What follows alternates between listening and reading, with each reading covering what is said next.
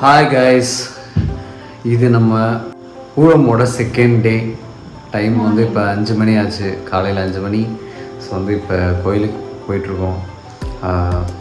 இன்றைக்கி வந்து நம்ம நேற்றுக்கு பார்த்த மாதிரி இந்த வீடியோலையும் வேறு லெவல் வைப்பு காத்திருக்கு.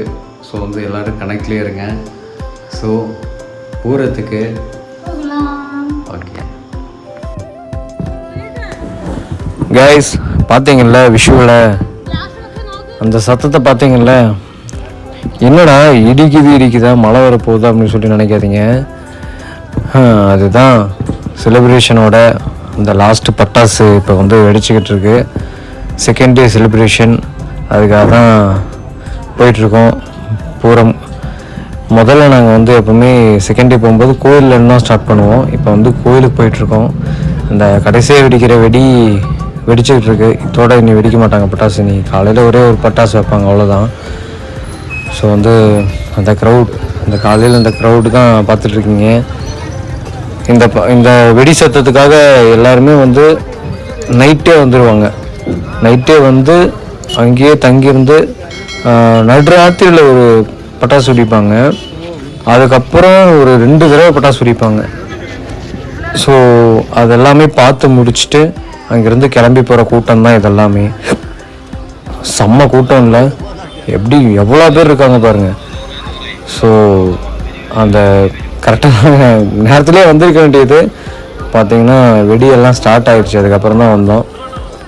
ஸோ நேராக வந்து கோயிலுக்கு வந்து சாமி கும்பிட்டுட்டு, பகவதி அம்மன் தான் உள்ள. ஸோ சாமியை கும்பிட்டுட்டு அப்படியே வெளியே போய், வெளியும் வந்து பார்த்திங்கன்னா குதிரைன்னு சொல்லிட்டு சாமி இருக்கும். அதாவது எல்லா சாமியும் கலந்த மாதிரி வச்சுருப்பாங்க.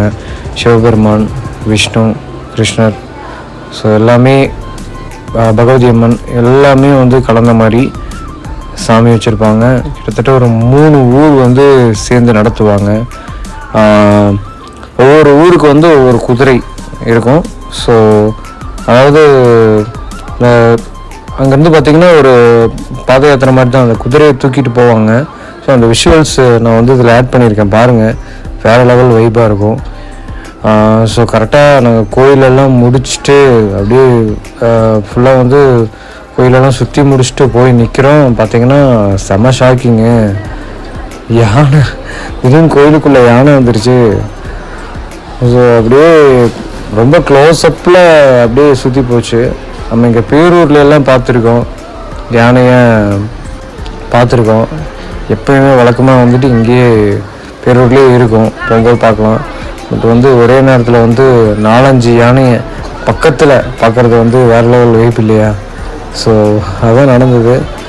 ஒரு 4-5 யானை தொடர்ச்சியாக அப்படியே வரிசையாக நடந்து போச்சு. கொஞ்சம் நெஞ்சு பக்குன்னு இருந்தது.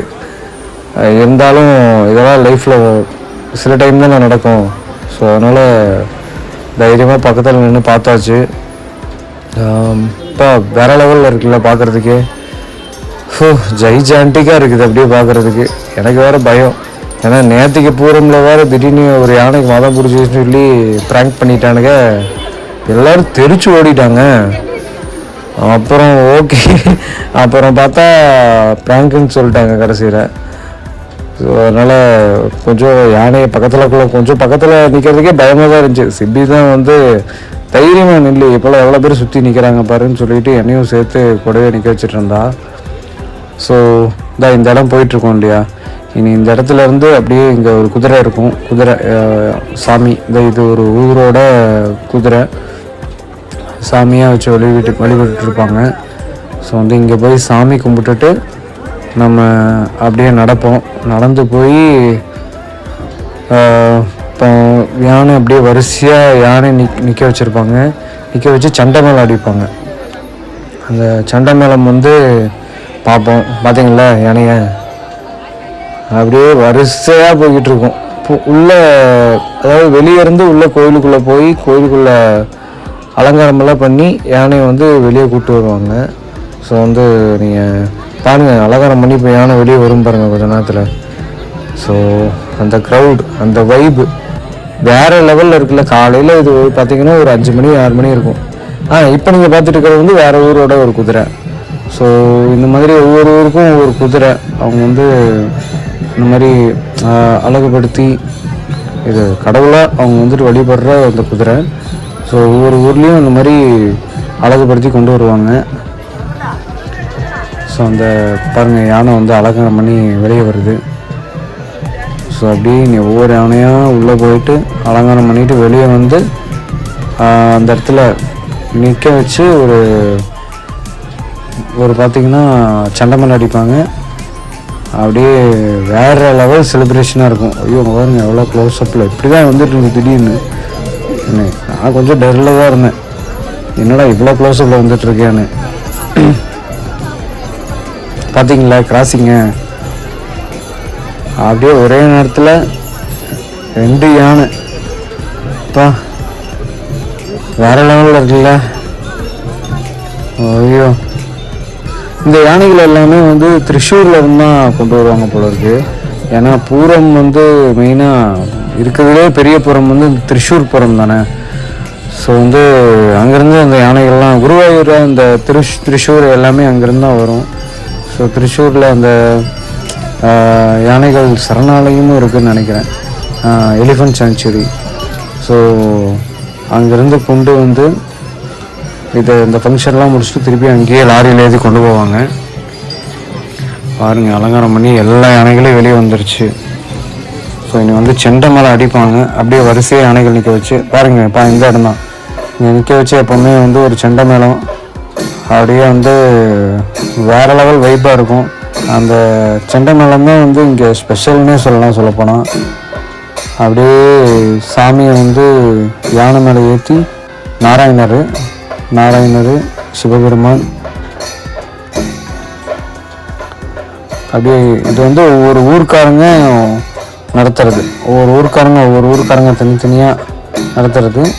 ஒன்றா நம்ம ஒட்டுமொத்தமாக சேர்த்து இங்கே வந்து எல்லா யானைகளும் நிற்க வச்சு சாமி கும்பிடுவாங்க. முடிச்சுட்டு அடுத்து வந்து ஒவ்வொரு குதிரையாக வரும்.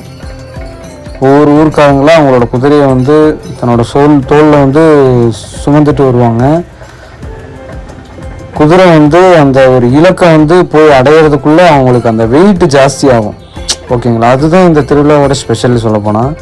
அப்படியே குதிரையை வந்து தோளில் தாங்கி இப்போ எப்படி நம்ம தேர் இழுத்துட்டு போகும்போது தேர் வந்து ஒரு இடத்துல ஸ்டாப் பண்ணி வராங்க, அந்த மாதிரி வந்து இந்த குதிரை வந்து